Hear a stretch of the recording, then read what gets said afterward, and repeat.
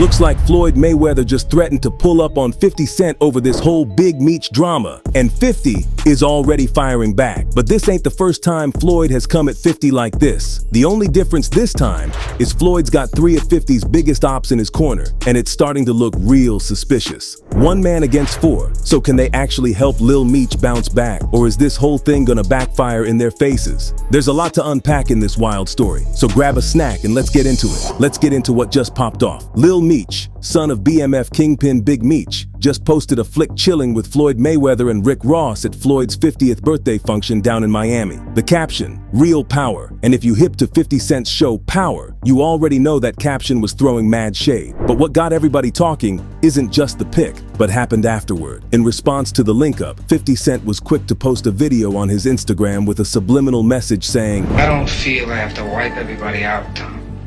Just my enemy." He also used the opportunity to double down on his threats about exposing Big Meech as a snitch, teasing a docu-series that would allegedly have Tammy Cowan spilling all the tea about Big Meech and how he snitched on people like Cuffy. And if that wasn't clear enough, 50 doubled down by announcing his new show, Hip Hop Cop, hitting Hulu, with an Oscar-winning writer and Emmy Award-winning director. Now, the timing couldn't be more obvious. Right as the BMF drama hitting fever pitch, 50's letting everybody know he got new heat lined up that could expose all parties involved. But to really understand why this Floyd Meech Ross link-up got 50 in his feelings, we gotta take it back a few months. When Big Meech touched down in October after a 15-year bid, everybody thought it was gonna be all love between him and 50. After all, 50 had been running the BMF show, flipping Meech's story into TV gold and stacking millions off his name in the process. But instead of showing gratitude, Big Meech immediately linked with Rick Ross, one of 50's biggest ops, for a welcome home concert in Florida. And if you know anything about 50, you know he takes that type of disrespect personally. Like, end your whole career personally. 50 went straight for the jugular, calling Big Meech a rat, claiming that while locked up, Meech had used third-party cooperation through Tammy Cowans, who was holding his life rights, to leak info about another kingpin named Cuffy to secure an early release. To back this up, we even got Cuffy himself saying, "But with me calling in while they were trying to set up Fidel Suarez, she clicked over and told the Fed or the agents who was listening to her and Suarez, hold on, this is Cuff." And when they heard the name Cuff, they went crazy. And Cuffy's daughter Tamara Gatling made her own recording stating her father was set up by Big Meech, his day one of 30+ years. But 50 wasn't done though. He threatened to drop a documentary with Tammy Cowans exposing all of Big Meech's alleged cooperation with the feds. According to 50, Big Meech's biggest mistake wasn't catching that bid. It was not keeping it solid with Tammy when he got out. The story gets even messier. Word is, Big Meech had already blown through all the bread Lil Meech made from the BMF series. And when he got out, he was down bad for cash and tried to get Ross to push his welcome back concert. But that move backfired something crazy. Lil Meech, caught in the middle, fumbled the bag by posting a flick with Floyd and Ross. If there was even a slight chance 50 would have kept him on the team, that caption completely cooked his chances. And now, with Floyd Mayweather openly threatening 50 and standing alongside Big Meech and Rick Ross, this beef has leveled up from industry drama into something potentially dangerous. But to understand why Floyd's involvement takes this to a whole other level, we need to look at the long, bitter history between him and 50 Cent. 2 men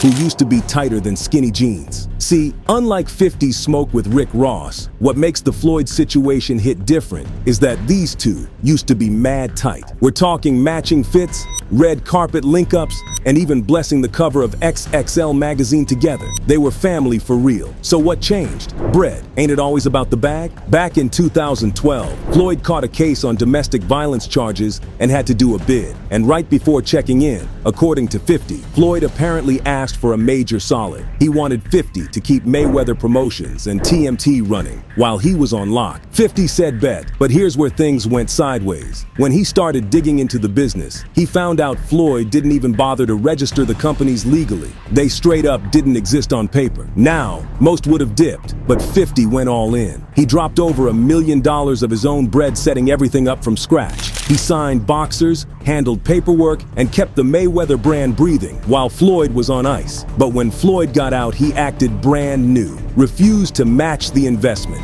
Refused to pay 50 back. And the wildest part? While fans were running a "Let's Get Floyd Back in Pocket" campaign, which was basically a GoFundMe, Floyd was out here copping Lambos and ice, doing just about everything except squaring up with the friend who held him down. But here's Floyd's side of the story. He swore 50 was capping about the whole thing and said the deal only fell apart because 50 wanted half the company and was trying to push out his longtime manager Al Heyman. Floyd told 50 straight up that he never asked him to put a single dollar into TMT Promotions. The two supposedly squashed it and even told the media their beef was just for clout. But anybody with eyes could see that was straight cap. Over time, their shots got more and more personal. Floyd would clown 50 about his estranged son, Marcus. 50 would accuse Floyd of creeping with his best friend's girlfriend. At one point, 50 even put Floyd on blast about being involved in the deaths of Earl Hayes and his wife Stephanie, saying, "Tell everybody why you was on FaceTime when he unalived Stephanie offed himself because he was confronting you of his wife."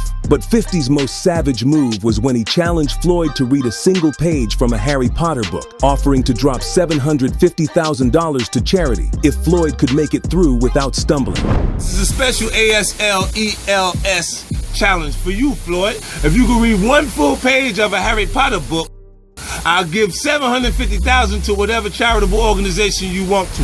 Now, Floyd wasn't having it. Instead, he flexed by posting pics of checks totaling $72 million, reminding 50 that his bank account was in a whole nother league. He also challenged 50 to step in the ring with him and settle their beef on site. The internet went crazy when the Breakfast Club later leaked an audio clip of Floyd struggling to read a promo, and to this day, people still drag him for it. I'm Floyd Mayweather, and I'm Floyd Mayweather, and I've joined Heart Radio for the show. Your stripes.